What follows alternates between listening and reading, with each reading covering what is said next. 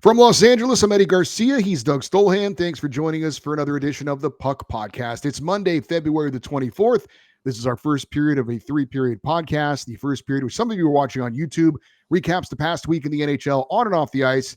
In our second period, we have an interview or a special feature. This week, Doug and I will talk a bit about the upcoming NHL trade deadline.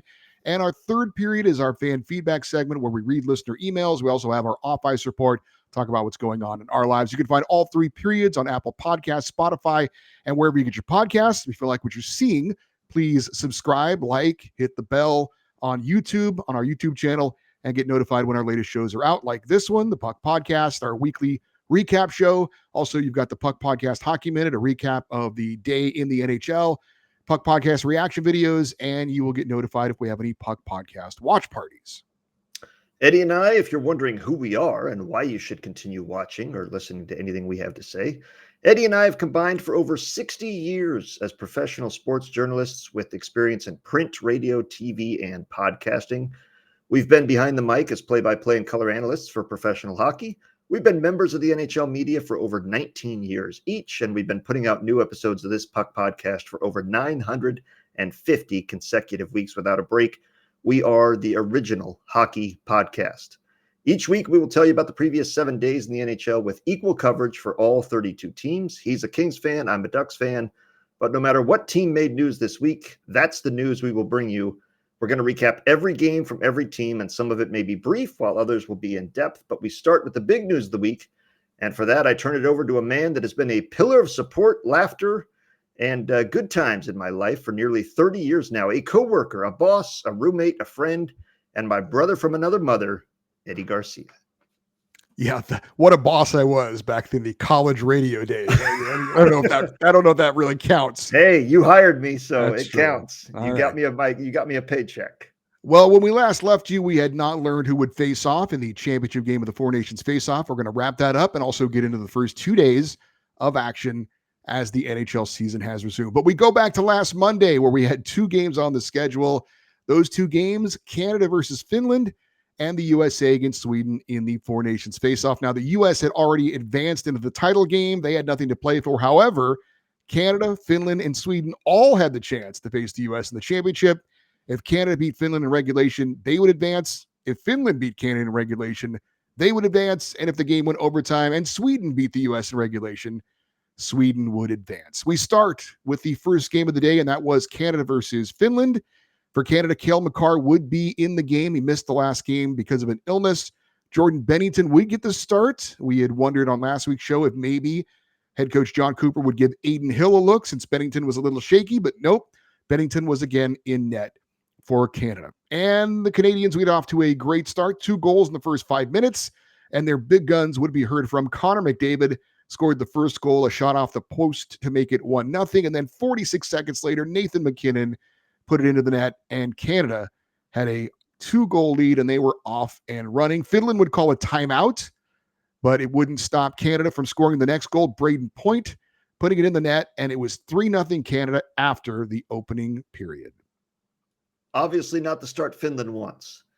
Yeah. Obviously the start Canada wanted. And I would have started Aiden Hill, but you can't argue with the success of a scoreless first period from Jordan Bennington. He didn't have to do much work. The Canadians were flying, and this game was in Boston. This was the first game in Boston, so not in front of their home fans. So a little bit of a hostile territory, but for the most part, the crowd was pretty indifferent or supporting both teams. It wasn't, I didn't think, strongly supporting either side. They were just looking for a good game. But when it was 3-0 after the first period, I gave it the old Chuck Bednarik. I thought this game was over. I didn't think there was any way Finland would make a game of it, and I was wrong. Well, in the second period, it was more Canada with Nathan MacKinnon getting his second goal of the game to make it 4-0, and that would be it for Finnish netminder Kevin Lankinen. He would get pulled and replaced by UC Saros. In the third period, though, as Doug said, Finland would actually mount a late comeback. They scored 3 goals, including 2 with the goalie pulled in a span of 23 seconds, and suddenly it was 4-3 Canada. However, Sidney Crosby would ice the game with an empty net goal, and Canada, even though they were the better team for most of it, they survive a late scare, get the 5-3 victory, and they do, in fact, advance to have a rematch with the United States in the championship game for Jordan Bennington, 23 saves in net in the victory. Well, you got to give it up to Sidney Crosby for making the play to get the empty netter, because I think Canada was a little tight there after that one that made it 4-3 of, my God, if this game goes to overtime, Sweden controls their own destiny and we could be out of the final entirely. So making the play, the captain, the old wily veteran that has been in so many international games over the years, comes through with the big play when they need it, clinches it, and literally makes the last game of the day meaningless. So Sweden was eliminated from the final. Finland was eliminated from the final with their loss, obviously, and we knew the USA was going to be playing against Canada. So just an exhibition, basically, a friendly, if you would, between Sweden and USA after that. And not surprisingly, the USA's lineup would reflect that. Number one goalie Connor Hellebuyck would not play in this one. Jake Ottinger getting the start in net. Matthew Tkachuk did not play in this one, nursing an injury. Austin Matthews would not play in this one. I believe he had an illness or something, and they were precautionary with him. Unfortunately, Charlie McAvoy was out, but not because he was resting just for this game. He was done for the tournament and maybe will not play again this season. He had an injury and an infection developed. He had to go to the hospital and would be there getting treatment for that. So Charlie McAvoy, the Bruins defenseman for Team USA, done for the rest of the tournament and maybe done for the rest of the season. That's certainly unfortunate. As for the game, despite all that, it would be the U.S. taking the lead just 34 seconds into the game. Chris Kreider, who was inserted into the lineup, scored his first goal of the tournament to make it 1-0. However, Sweden would respond. A couple of tough losses for them. They were looking to at least leave this tournament with one win, and they would get goals from Gustav Nyquist and Jesper Bratt. And that was just 56 seconds left in the period to make it 2-1 Sweden after one. No goals in the second period, none of the third. Sweden gets the 2-1 win for their only win of the tournament. Samuel Ersson was in net in this one because Linus Ullmark was ill. He made 32 saves in the victory. Jake Ottinger allowed 2 goals on 23 shots in the loss. Brady Tkachuk got banged up in this game as well. Only played a minute 55 seconds in this one. So maybe precautionary, maybe he had a little something. They're like, let's not push it, but certainly concerned with the Tkachuk brothers going into the championship match. Yeah, and those are we talked about not only resting Connor Hellebuyck, but not even having him as the backup. And that was the case in this one. I said, this is the senior night, everybody gets in. Let's make sure everybody gets a game to play so that they can be a part of this tournament. And I thought they did that right. And I thought, you got a big game coming up Thursday against Canada for the championship. No reason to get out there and push it. But I did think the Charlie McAvoy was one that it's obviously quite serious for him and his career, right? That he's in the hospital getting this infection dealt with. But it was kind of turned into a meme in the sense of comparing the NHL to the NBA and saying NBA's out here in street clothes watching G Leaguers do the dunk competition. NHL is putting dudes in the hospital in their all-star breaks. So it's complete different competition level. And the NHL couldn't have asked for better support from the NBA. The NBA, by putting on the show they did or not putting on the show they did, made the NHL look all the better. I mean, it was just the apples and oranges of what would you rather watch? This absolute donkey show over here that the NBA is putting on, or this incredible, thrilling, what's going to happen next tournament that the NHL is putting on. I mean, it's no contest. And all sports media, there was nobody defending the NBA across any network or outlet, and outlets that never talk about the NHL were talking about, as soon as Canada clinched and it was set for Thursday night, what a game that's going to be, how they're looking forward to the rematch. And the naive, and I got the questions at work, are there going to be any fights? And I said, there won't be a single fight on Thursday night. Don't worry about it. That's a championship game, that things matter. They got it all out of their system in the first game because it wasn't the final. So there will be no fighting. But a lot of people that otherwise did not, I'm certainly known as the hockey guy at work, kind of like you were at Yep. Fox Sports Radio. Yep. And a lot of people were coming up to me asking me about the game and what I thought and what was going to happen. And I ended up looking very good because I told them exactly what was going to happen. But that was just my opinion.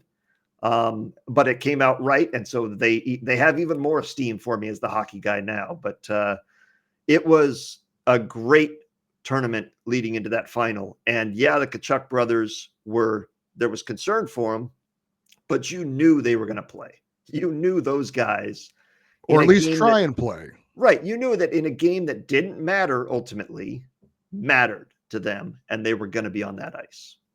I know you don't really follow it, and I don't either, but with my former job, I know that Kevin Durant, who's an NBA superstar, loves to get on social media and talk to fans, for better or worse. He loves doing it. He loves going back and forth with fans.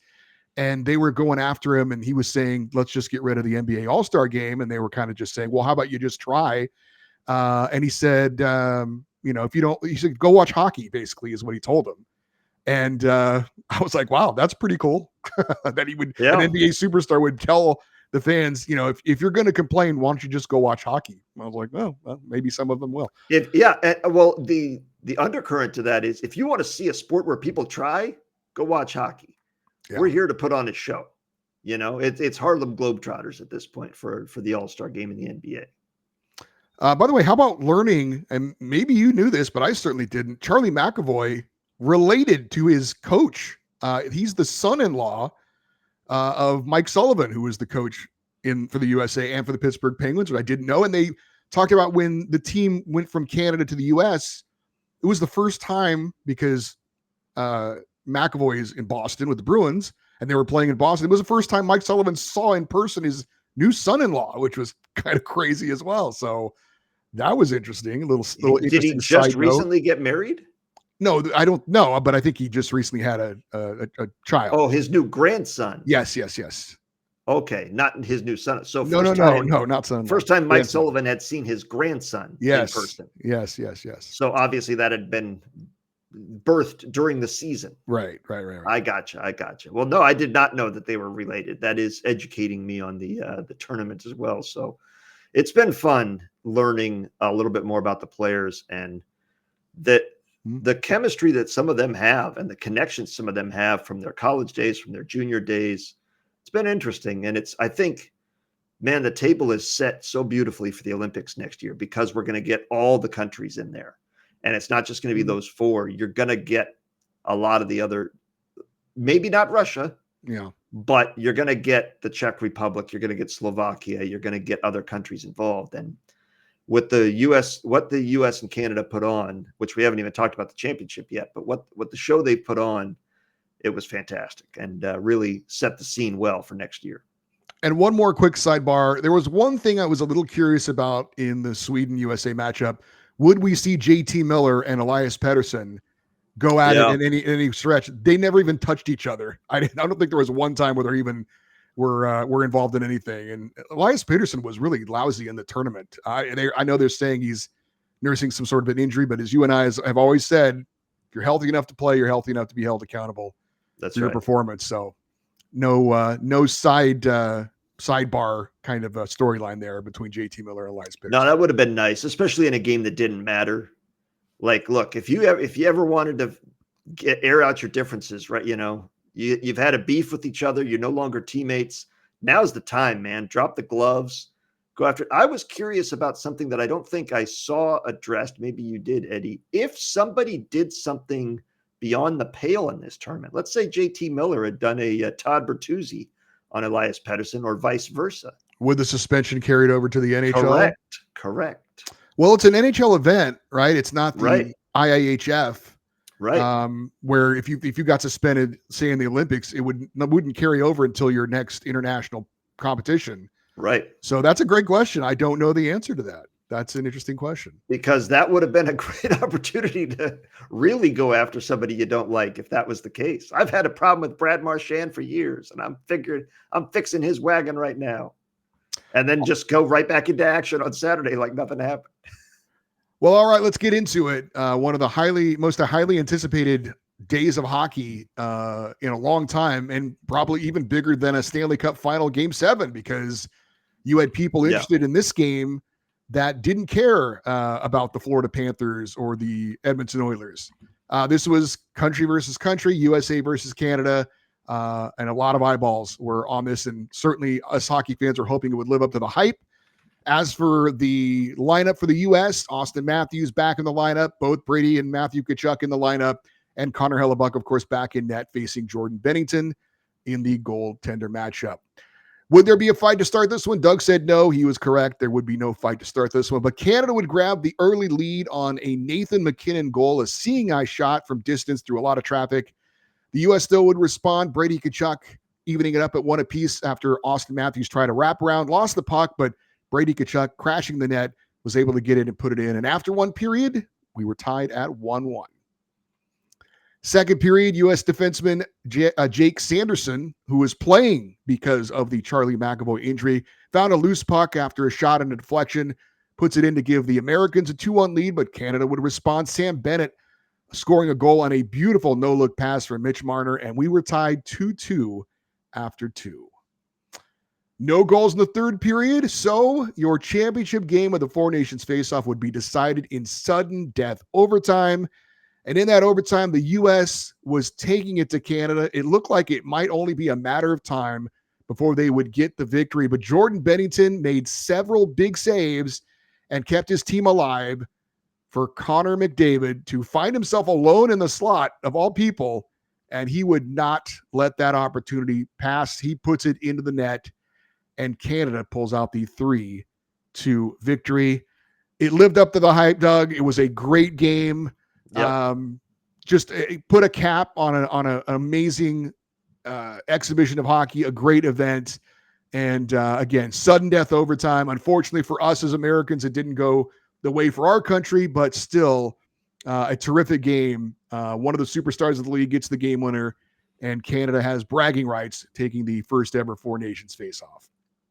I will say, as an American hockey fan, I really didn't care who won. I didn't have any national pride in this because it's a made-up tournament and it's the first year it's ever happened. I was enjoying the fact that it was great hockey and it was well played from the best players in the world. I'll care in the Olympics. That has history to it. That has meaning to it. Four Nations gold medalist or champion is never going to go on anybody's tombstone. Olympic gold medalist will. And so that'll matter next year. But this was an exquisite game, really high skill from both teams, great saves, great defense, physical play, great scoring opportunities. And for the millions, and I literally mean millions of people that were watching their first hockey game, this was a great exhibition and example of what the sport is all about. The problem was, and I told people this at work, because when the game ended, they were like, wow, that was a great game, blah, blah, blah, blah, blah. I said, I'm going to tell you right now, I hope you'll watch more hockey. None of it will be like that. That was absolutely amazing. I said, Stanley Cup finals and Stanley Cup playoff games are very good, but the amount of talent that was on the ice, rolling over the ice, all four lines for both teams, all three defensive pairs for both teams in net was amazing. And the skill that we were seeing, the play, the competition was fantastic. So I was really excited, but I told them, I'm like, if you tune into the Wild Red Wings game on Saturday, it's not going to look like this. It's going to be a regular season game. It's going to be good, but it won't be this. But this was fantastic. And the NHL should be proud of themselves. The NHLPA should be proud of themselves. The players deserve a ton of credit for showing up and competing as hard as they did in every game, putting on a show, making the tickets worth every penny, the people that bought those tickets to go to the games. It was fantastic. And I did think, because you and I have, and everybody listening mostly has seen so many overtime hockey games in the playoffs where you see one team peppering a goalie and the goalie standing on his head making saves. And then the one chance the other team goes in. And so when I was watching USA get stoned by Binnington, I'm like, man, if Canada gets one chance, it's going to go in. And sure enough, it's also, as you said, as we watch football a lot and you watch the best receiver, Justin Jefferson or somebody, you're like, how can he get that open? How is nobody guarding that guy? How is nobody anywhere within 10 feet of Connor McDavid in the slot? How does that happen? Yeah. I don't get it. I will never understand that. But it happened. And as you said, Canada took advantage, got him the puck. He didn't make a mistake, buried it. I mean, it was perfection. It really was. It was the ideal tournament in every way for the NHL, and having the entire sports media focused on that because the NFL was done, because college football is not playing, because college basketball doesn't matter yet for another month, because baseball had not yet started, because the NBA was just defecating in its own bed in its all-star break. It was perfect. You had all the sports world. The ratings were through the roof. Highest rated game, NHL game ever on ESPN. Most watched non-NFL event ever on ESPN Plus.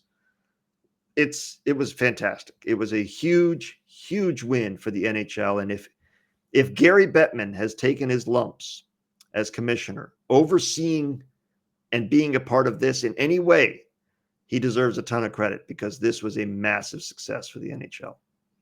Well, I was a little more invested in it than you were as an American, but when it was over, I certainly wasn't I wasn't that upset about it. I was just like, well, I'm glad it was a good night for the sport. I'm glad it was a good game. And I was like, okay, certainly with the issues going on in the world right now, probably was a little bit more satisfying for our friends north of the border. But I was just really happy it lived up to the hype, and it was just a great day for hockey. You mentioned the ratings, 9.25 million in the US, 6.8 million viewers in Canada, most watched non-Olympic hockey game in US history. So the eyeballs were there and the players delivered, and it was a great day for hockey. I was so happy that there was not, like, the game-winning goal wasn't challenged for offside, or that it didn't go off a foot BS or something like that. Right. It was a legit goal. It was a clean goal by the best player in the world. I mean, you can't, it's a script. You couldn't have written it like that. And if you did, they'd be like, well, that was a little bit of a corny ending, but I get it. You know, you got to have Roy Hobbs hit the game-winning homer. You can't have him be on deck when the game-winning run is scored. That's not a great ending to the movie. So it was perfect, though.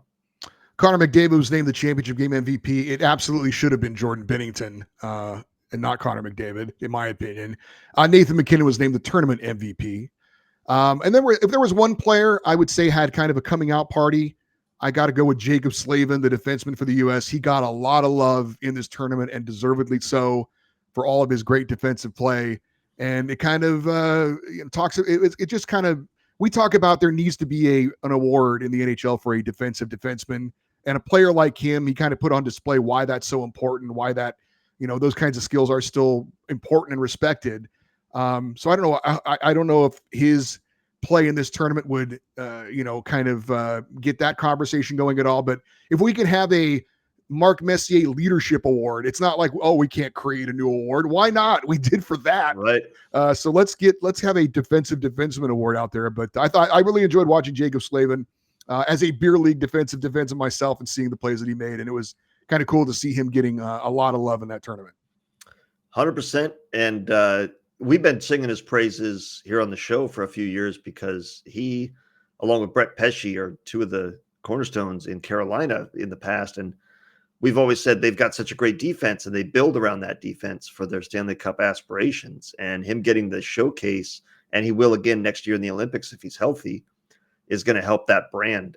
If you look, the NHL's all about money at the end of the day, right? They're doing the Marc Messier Leadership Award because somebody sponsored it, and it's presented by whoever, Kleenex. I don't know who the sponsor is, but they get money for that. So let's do it. Let's meet them where they live and tell them, get the Shutdown Defenseman of the Year award presented by some company that's known for shutting things down. I don't know who that would be, but you know what I'm saying? Like, get a sponsor in there, and let's make that happen. Because the highlights aren't sexy. They're not sexy for the Selke either, but we give it out every year because it's tradition. If the Selke didn't exist, they would not invent it. So it's lucky that one exists and they probably thought when they created the Norris, well, we have one for the best defenseman. Yeah, but it only goes to the best offensive defenseman. It's been perverted into that award only. It's who's the best offensive defenseman that's also pretty good at playing defense. It's not the best defensive defenseman or the best overall defenseman. Not every year. Cale Makar, obviously, there's a lot of deserving winners over the years. Ray Bourque, Nick Lidstrom, etc. But there's been some years where you're like, really? Is Erik Karlsson the best defenseman in the league? Is he? Has he ever been? He's very good at offense, but I don't know if I ever want him out there protecting a 1-goal lead. So I'm with you, and Jacob Slavin would be a strong contender for that. All right, so the Four Nations face-off in the books, and again, great event, and it certainly sets a nice stage for next year with the Olympics as well, because everybody can be like, oh, remember last year when we had that great tournament? This one's going to be even better. It's the Olympics, so that certainly should help things going forward. I would say one other thing. I think it also changed a lot of people's opinions on the Tkachuk, both good and bad, the Tkachuk brothers. I think a lot of people developed a hatred for him, and a lot of people developed a respect for him that had hated them in the past, because someone like you, Eddie, that has hated Matthew and Brady Tkachuk, certainly Matthew in the past because of the rivalry with Drew Doughty and the Kings, can look at that guy when he's representing your team or a team you're supporting and see the value of that guy. Now, not saying you didn't see the value, but you get a little bit of a different perspective when he's doing something for your team.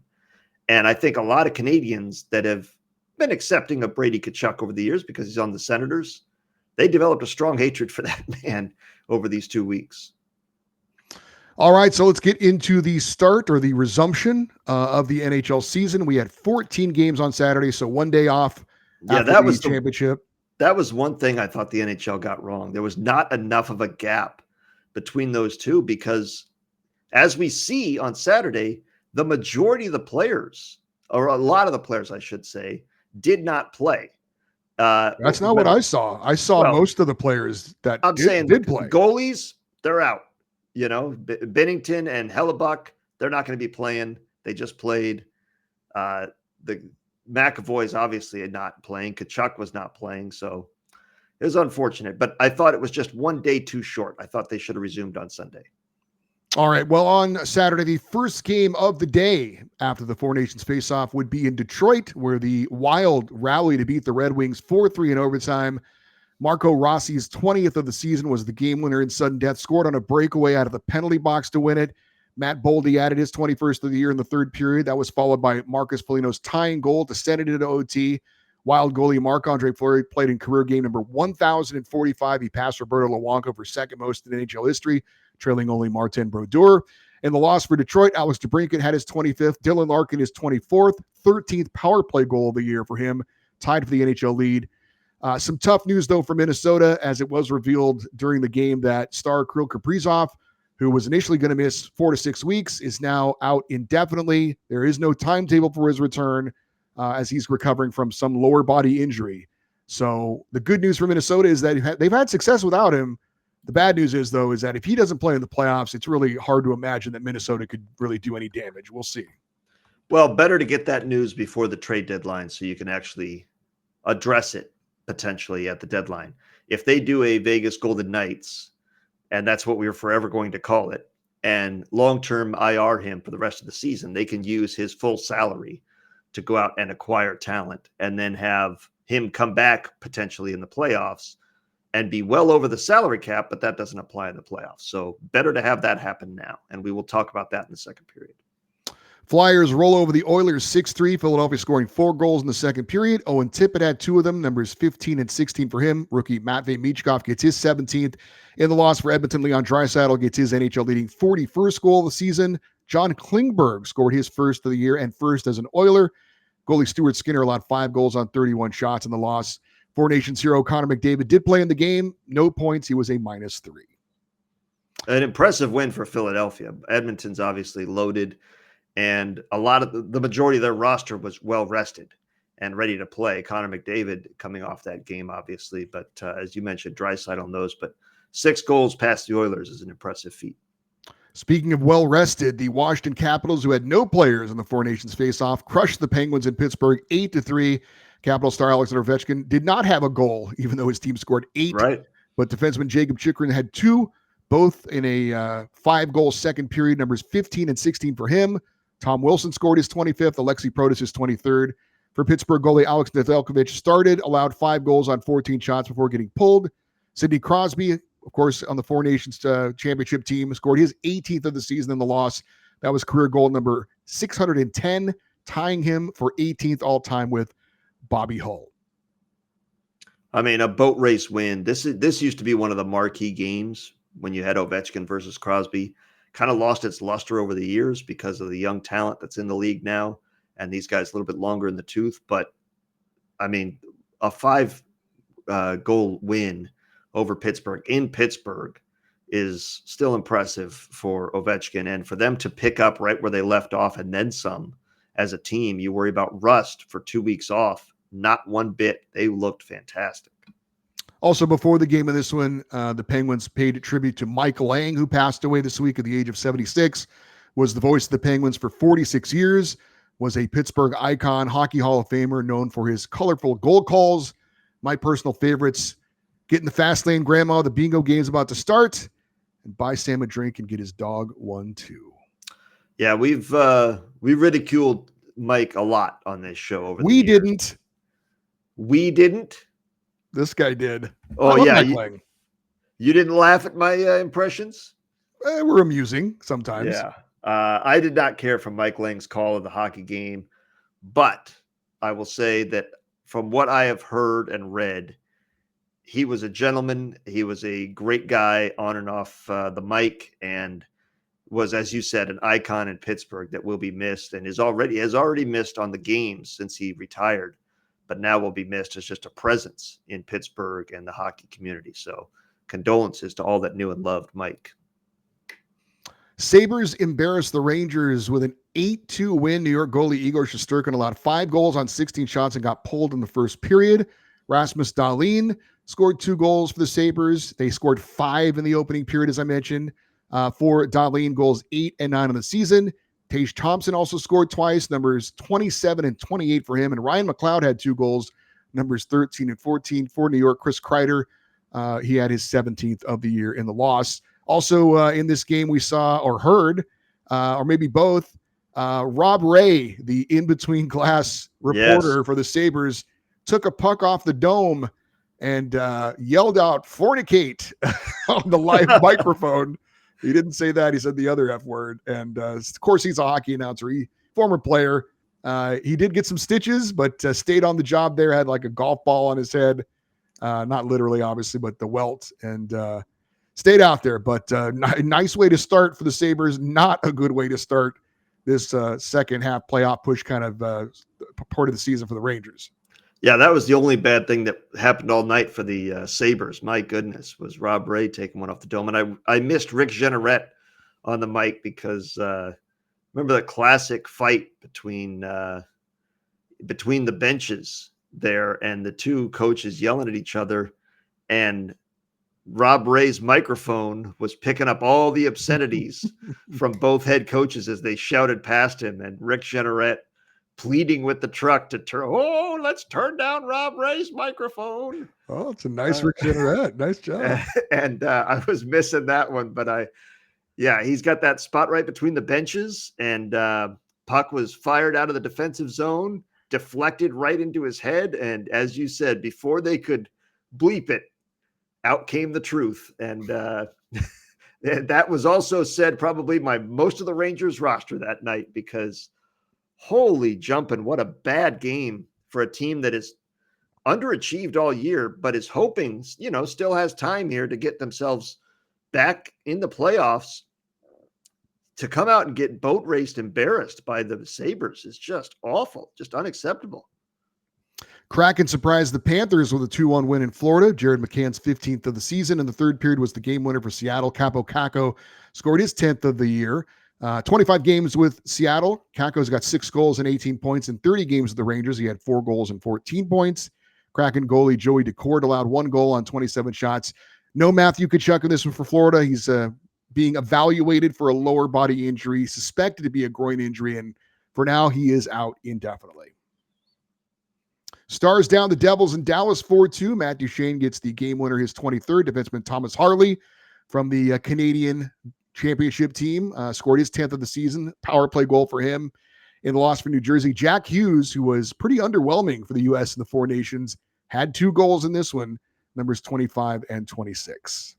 Thomas Harley stepping up, and I'm going to talk about him in a minute when we recap the game on Sunday. But with Miro Heiskanen out potentially for the entire season, Thomas Harley has stepped up. He played over 24 minutes in this game, had a goal, as you mentioned, had a couple of penalty minutes, but the goal was on the power play. So he has stepped into that role and is doing very nicely so far. So if they can fill Miro Heiskanen's minutes from within and not have to go out and get somebody in a trade, that's massive for Dallas's playoff chances. Predators upset the Avalanche 2-1. UC Saros, 1 goal allowed on 32 shots to get the win. Jonathan Marchessault gets his 18th of the year. That was in the third period, and that was your game-winning goal. Ducks got by the Bruins in Boston 3-2 in overtime. Leo Carlsson, who was a part of the Four Nations for Sweden, gets the overtime game winner, his 10th. Ducks goalie John Gibson, who might be moved before the trade deadline, left after 2 periods with an upper body injury. Lucas Dostal closed it out with the third period performance. In the loss for Boston, Frank Vetrano gets his 17th. Morgan Geekie his 18th. Of course, Boston not. Vetrano's on the Ducks, by the way. Oh, sorry. Vetrano had his 17th. In the loss, Morgan Geekie is 18th for Boston. No Charlie McAvoy, as we mentioned, for the Bruins. And also it was announced by Boston that Hampus Lindholm unlikely to return this season. He had surgery for a fractured kneecap. So other than missing their top 2 defensemen, not much there, but a gutty win for the Ducks, who remain undefeated in regulation. I think they're now 22-0-2 this year when they score 3 goals. That's all you got to do, Ducks, score 3 goals, and you at least get a point. So big win for them, and an impressive start to their second half, as it were, last third of the season, with a win in Boston, gutty win. They got no help from the refs. This one was I'm not saying it was fixed. I'm not saying it was rigged. I'm saying they got no helps from the refs. They had a lot of bad calls go against them, I thought, and nothing go their way. But I was impressed that they stuck through it after kind of choking away their lead. And it was a big win for Anaheim. And if Gibson is hurt seriously, when they pulled him, I thought maybe he got traded. You know what I mean? Like they do that in mid-game. They're like, hey, get him out of there. He just got traded. But then they said it was an upper body injury. And I'm like, that's a pisser, because nobody's going to want to trade for an injured goalie. And the trade deadline is coming up in just a couple weeks. Leafs double up the Hurricanes for a 6-3 win. Toronto came out fast, scoring 4 goals in the opening period. Pontus Holmberg had a pair of goals, numbers 3 and 4. Alex Steeves scored his first NHL goal. John Tavares did his 22nd. Austin Matthews his 21st. For the Canes in the loss, defenseman Jacob Slavin, who we talked about, got his 5th goal of the season. Canadians down the Senators in Ottawa 5-2. Cole Caulfield his 27th. Patrick Laine scored his 13th. Of course, it was a power play goal. Senators goalie Linus Ullmark allowed 5 goals on 15 shots before being pulled in the second period. Yeah, this was again, no Brady Tkachuk in this one either. I didn't see a reason for his injury or missing. Did you? I didn't. No, actually, was a scratch. I did not know that he did not play in that game. So yeah, neither Tkachuk brother played, and so unfortunate. But yeah, he was a healthy scratch in that one. I did not see a injury diagnosis for him, though, as far as how long he would be out. Blue Jackets beat the Blackhawks 5-1. Kent Johnson, a pair of goals in the first period, numbers 18 and 19 on the season for him. Defenseman Zach Werenski scored his 18th, Adam Fantilli his 16th, and Elvis Merzlikins 27 saves in net in the win for Columbus. Werenski extended his home point streak to 22 straight games, tying Phil Housley for the 3rd longest streak by a defenseman in NHL history. Bobby Orr holds the record at 25 games, so that's certainly within reach. Yeah. Columbus also activated Kirill Marchenko and Boone Jenner off of injured reserve. And one of the sweetest moments of the NHL season happened in this game. The fans in Columbus singing happy birthday to 1-year-old Johnny Gaudreau Jr., who was at the game, obviously, with his mother. That was awesome. Yep. That was a great moment. And I was happy to see 2 things. One, the Ducks win because they were playing so well going into the break. I was happy to see them pick up where they left off. Same with the Blue Jackets. I thought this break, I was curious how it would hurt teams that had some momentum going into it. A lot of teams came out of it right where they left off, and I was happy to see that picking up. Because the one thing I did notice about Saturday's games, the pace was faster than a normal regular season games because so many players were well rested. The bruises had healed. They were ready to go. It was like a fresh start to the season. Jets got by the Blues 4-3 in a shootout for their team record 9th win in a row. Gabe Velarde scored twice, numbers 25 and 26, including the game-tying goal with 28 seconds left. Kyle Connor scored the only goal of the shootout. Winnipeg winning without star goalie Connor Hellebuck and defenseman Josh Morrissey, who did not join the team in St. Louis after the Four Nations face-off. In the loss for St. Louis, Robert Thomas, a pair of goals, numbers 14 and 15. And one more note on the Jets, they signed Vladislav Nemestikov to a 2-year contract extension worth $6 million. Let's say you watched the Four Nations Face-Off Championship game on Thursday, and you said, man, that was a great game. Those two goalies were fantastic. Who do they play for? They play for the Jets and the Blues. Hey, look at this. The Jets and Blues are playing each other on Saturday. I'd like to watch them play again.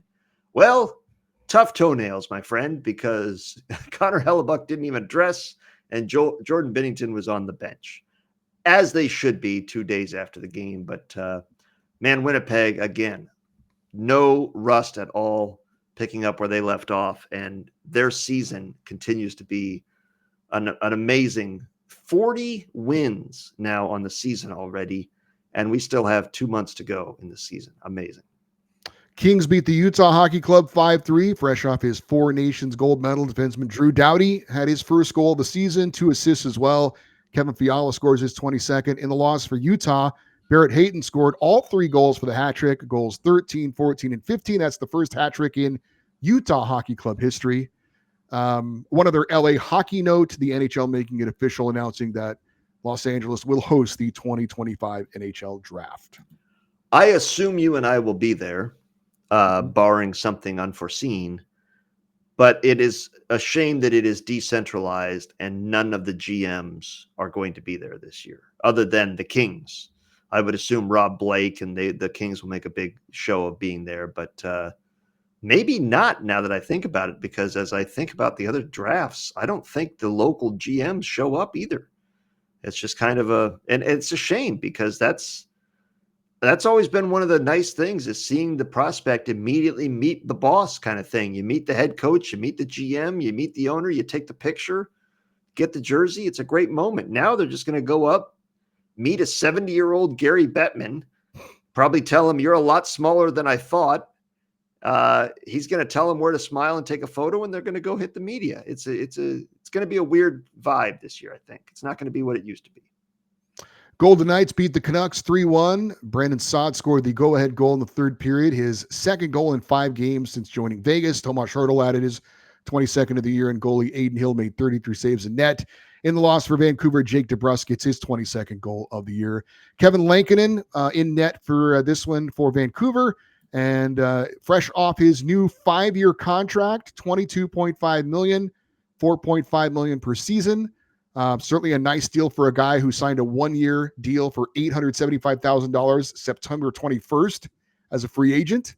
At the time of the deal, his record was 19-8-7, 2.53 goals against average, and a .905 save percentage in 34 games. Certainly interesting signing, considering that Thatcher Demko is the number 1 goalie there, but certainly has had his health issues this season and is hurt again. So Kevin Lankinen, they liked enough of what they saw from him this year to lock him up down the road as well, as I guess a bit of an insurance policy for Thatcher Demko. Well, that's the thing. Like, we talk about it all the time, is there's only so much money to go around. And we realize the salary cap is going to go up quite a bit in the years to come. They've got Thatcher Demko on a sweetheart deal. They're only paying him $5 million for a number 1 goalie. That is an absolute bargain. So even with this new deal next year, they're going to be paying their 2 goalies a combined $9.5 million, which is acceptable, because that's what a number 1 would cost you on the open market if you went out and paid a top goalie. The problem is going to be Thatcher Demko is a free agent after next season. I think the writing's on the wall, as they would sing in James Bond. Thatcher Demko's gone after next season, and Kevin Lankinen is going to be the guy, because I don't think if he has a comeback season and plays well next year, Thatcher, I don't see how you can sign him to a $10, $12 million deal and then have this guy as you can't be spending $17 million on goaltending is what I'm trying to get at. So I think we got one season left for Thatcher Demko in Vancouver, and hopefully for him, he's healthy and can put on a good performance so that he can go in and get himself a big contract in free agency. But it was an interesting timing for Kevin Lankinen, and as you said, a great deal. And not only that, he gets a no movement clause, which for a guy that's been kind of bouncing around the league has got to feel great to have the security of, I know I'm here. They can't waive me. They can't get rid of me. All right, let's move on to Sunday, where we had 10 games on the schedule, and I was told it was Hockey Day in America. I didn't know that until they told me it was, but okay. Yeah, I must have missed my card and nobody mentioned anything to me as I was out and about today. Well, Alexander Ovechkin, we mentioned he didn't have a goal in that 8-goal onslaught that the Caps had on Saturday. Made up for it a bit on Sunday with not one, not two, but 3 goals for his first hat trick of the season. Capitals had no trouble beating up on the Oilers 7-3 for Ovechkin, goals 27, 28, and 29 this season, and goals 880, 881, and 882 in his career. He is now 13 goals away from breaking Wayne Gretzky's all-time goal-scoring record with 28 games left in the regular season. According to the Alex Ovechkin goal tracker, he's projected to break the record April 4th at home against the Blackhawks, game 76 of the regular season. We'll see if that happens or not, but we've been talking about it, Doug. I've said I was never predicting he was going to do it this year, but I was optimistic that if he could get a few multi-goal games, that maybe he could take a run at it. But he had been scoring. I don't know that he had a multi-goal game this season, but getting the hat trick, multi-goal? I don't think he. Oh yeah, he has. I'll check on it, but he scored a lot of goals, but just one. He's been getting one here and there. Right. So I said he needs a couple of hat tricks to really get a good shot at it, and he was able to do it on Sunday. Was this the first hat trick of the year? I think it was. I'll check. I got one for him back in November 17th against Vegas. Okay. And he followed that up with 2 goals against Utah. He had 2 goals earlier in November against St. Louis. He had 2 goals early in the season against the Rangers. So, yes, you're right. Majority of his games, he has 1 goal. No, you're right. He's not had a lot of multi-goal games. But this, I believe it was his second hat trick. You can confirm or if you're seeing the same thing there. But that is obviously, and it's, he's got 3 goals now in his last 3 games. So all told, he's on pace to break the record this season, which is amazing. There's no way I would have thought that would be possible at the start of the season based on the year he had last year. And but he has been ageless this season, and momentum is real. I am a believer in that. And I think he's going to be looking, he's going to be feeling it. He's going to be confident. And he got his hat trick on an empty net goal. That is not his, I'd have to look up how many empty net goals he has this year, but it seems like a lot as they feed him, and as they should at the end of the game. So, there was no doubt if you watch that game, which I was, that they were obviously looking for him at the end of the game. They were winning comfortably. Why not? 100%. Yeah. 100%. I'm not, and they count the same. I'm not angry at it at all. I'm saying those kinds of opportunities for a team that's in first place, for a team that's playing as well as they are, for a team that's winning the majority of their games, empty net goal opportunities are going to be there. And so I'm liking his chances right now to break it this year, because I think momentum is a real thing. I didn't think he had the enough traction left, but he went into the break with goals in 4 of his last 5 games. And he comes out of it with 3 goals in 2 games. He's playing very well lately. And if he can, now that as we get close to where he's now 10 away, then it becomes single digits. You can count them on your hands. I think the momentum he's going to be feeling it. So you are correct. It was his second hat trick of the year, but just his 5th multi-goal game of the season. So just his 5th. That's not a lot for a guy who's the greatest goal scorer ever. I mean, no. I know, but I'm just saying, for any other NHL player, you'd be like, he has 5 multi-goal games. That's fantastic. But just his 5th. But I get what you're coming from. Rangers down the Penguins in Pittsburgh 5-3. New York scoring the final 3 goals of this one. Adam Fox getting the game winner. His Four Nations teammate JT Miller had a pair of goals, numbers 12 and 13. Miller now 4 goals, 8 points in 7 games since joining the Rangers. In the loss for Pittsburgh, defenseman Ryan Shea scored his first 2 goals of the season. Sidney Crosby had an assist for his 60th point of the year. He's the 9th player in NHL history to have 17 or more 60-point seasons. I mean, just a terrible coming out of the break weekend for the Pittsburgh Penguins. So they get absolutely blown out by Washington. The next day they come back and they get beat by a team that just got blown out by Buffalo. I do have to give the Rangers credit for a gut check comeback the next day after that game against Buffalo. They were embarrassed. They came back and played well, got the 2 points. So they finished well.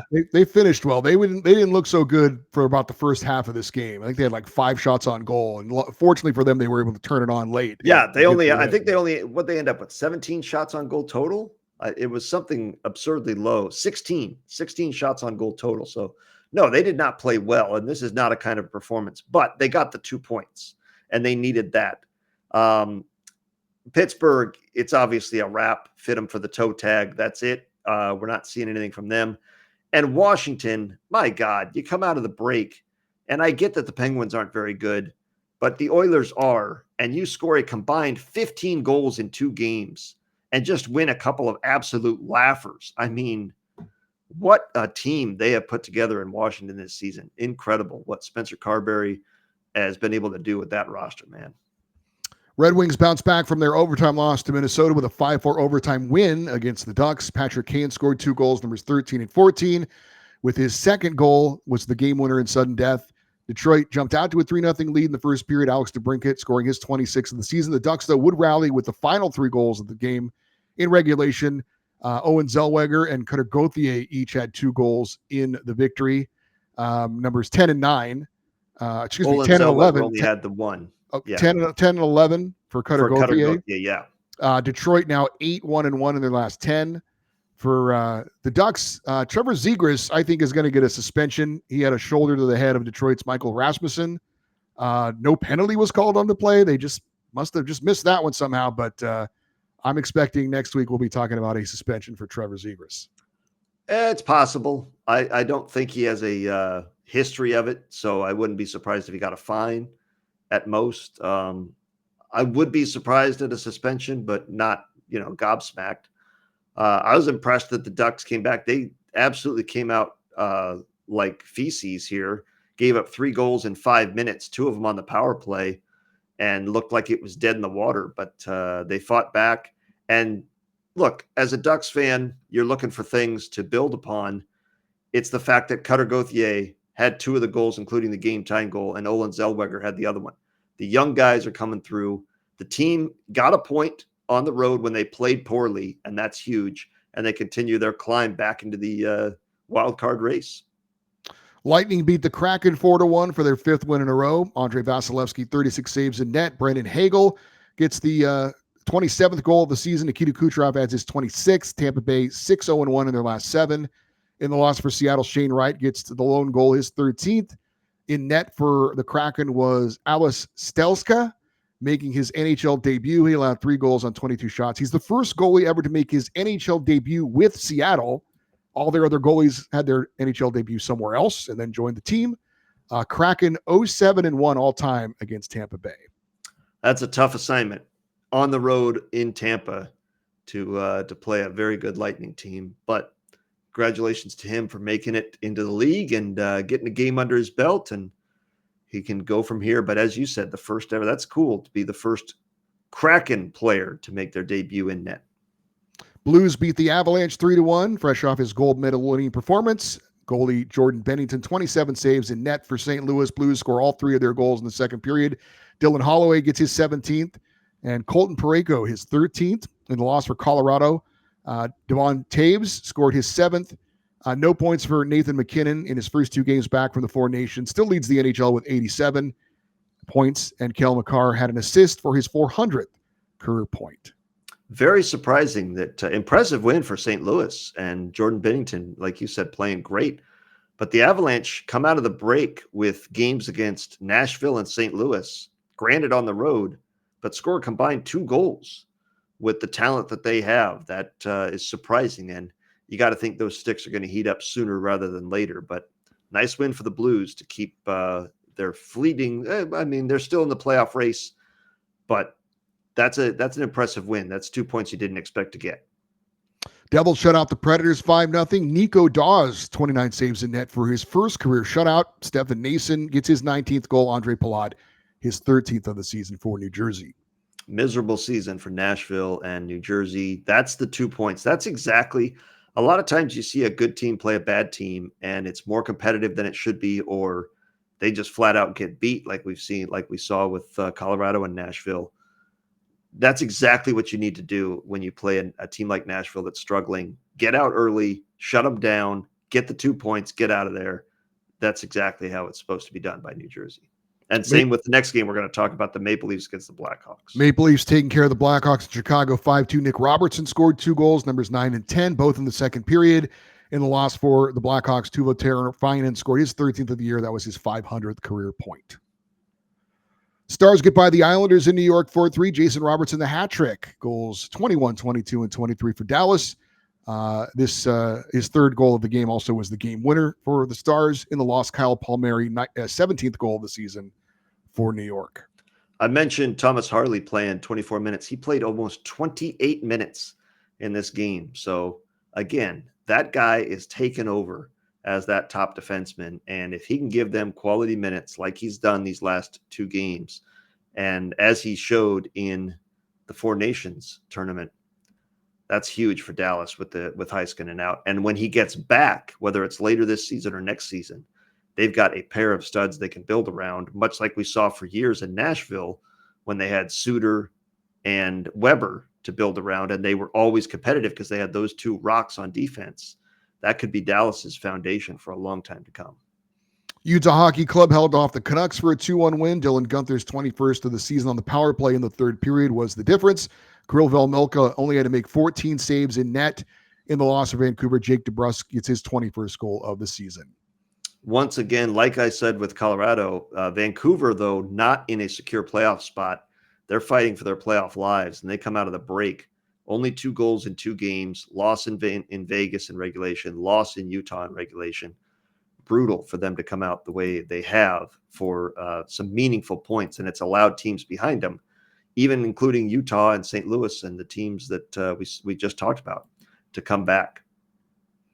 The Flames edge the Sharks 3-2. Defenseman Joel Hanley's first goal of the season and just his third career goal in 220 NHL games was the game winner.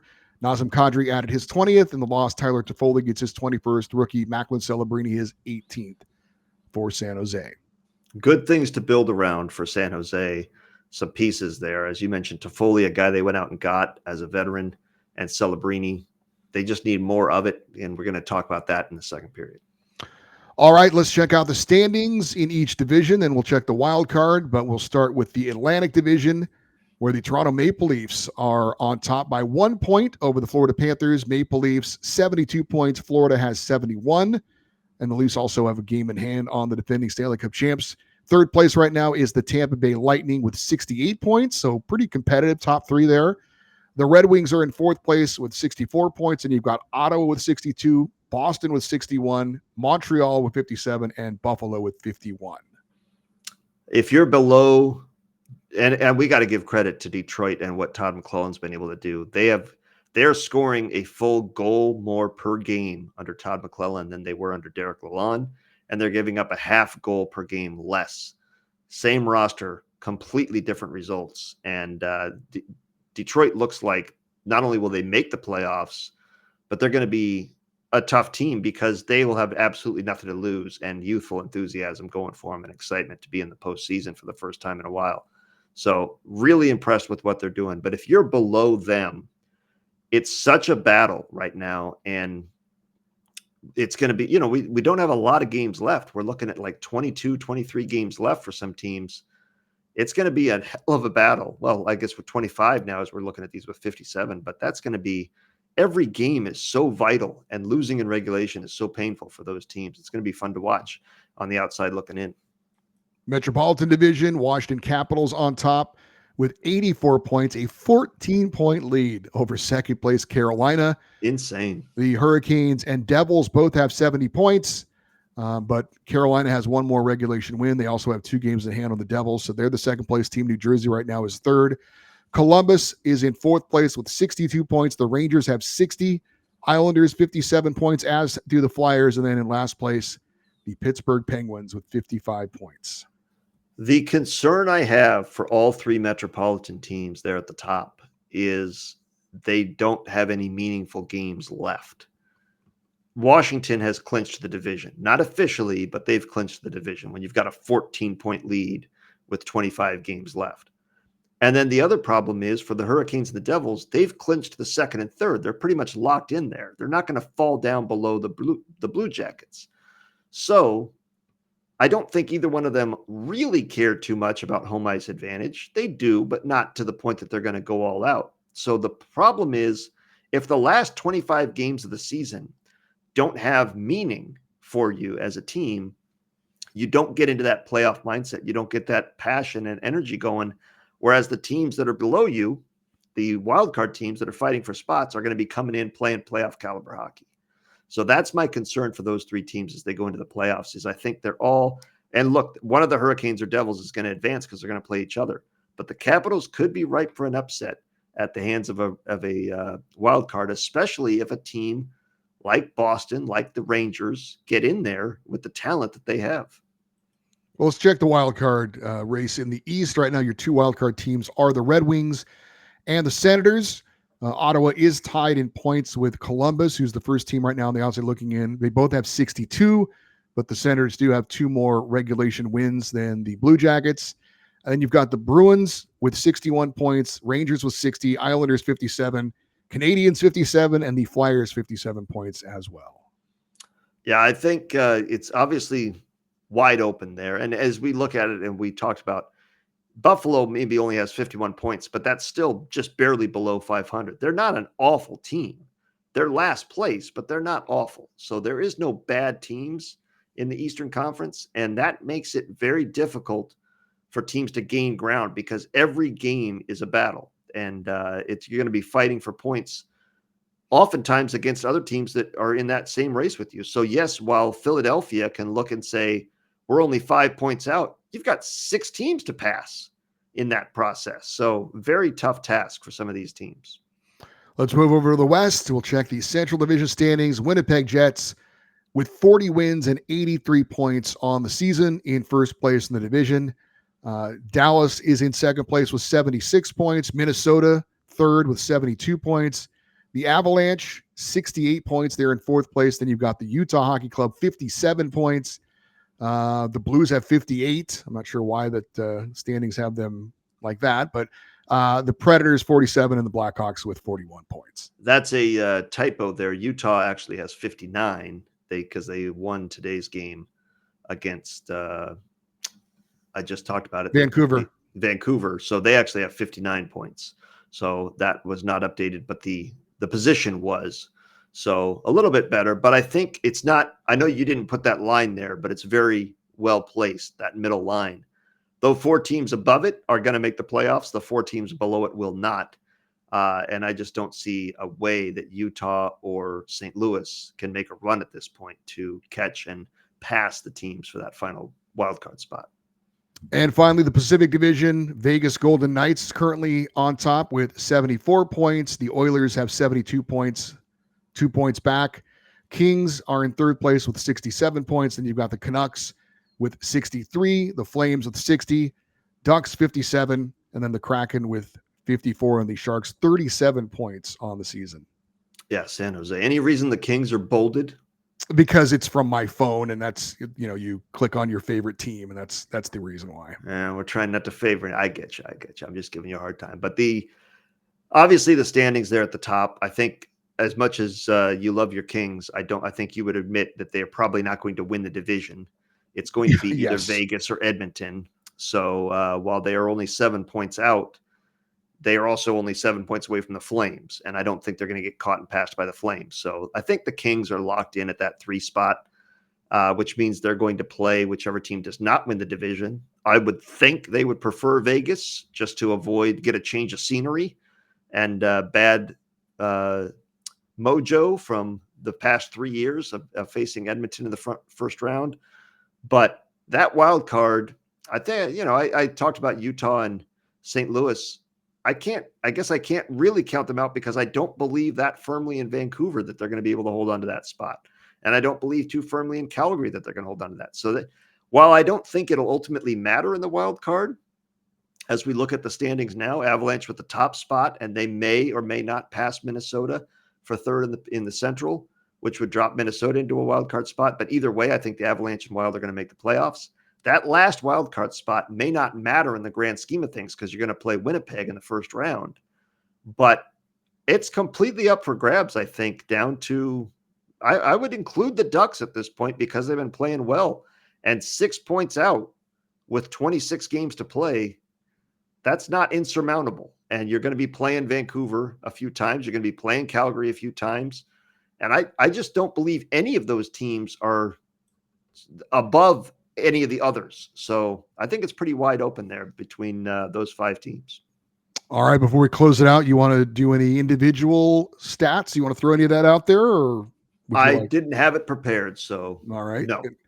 That's fine. That'll do it for our first period of the YouTube show. If you enjoyed it and want to hear more, check out the remaining 2 periods of our show on our podcast. Just search Puck Podcast on Apple Podcasts, Spotify, and wherever you get your podcasts. If you're listening to the podcast, the second and third periods are coming up next. And if you're watching on the YouTube channel, thanks for watching. Hope you enjoyed this recap of the past week in the NHL. I'm Eddie Garcia. He's Doug Stolhand, and we will talk to you next Monday with another edition, at least one of us will. We'll talk to you next Monday with another edition of the Puck Podcast.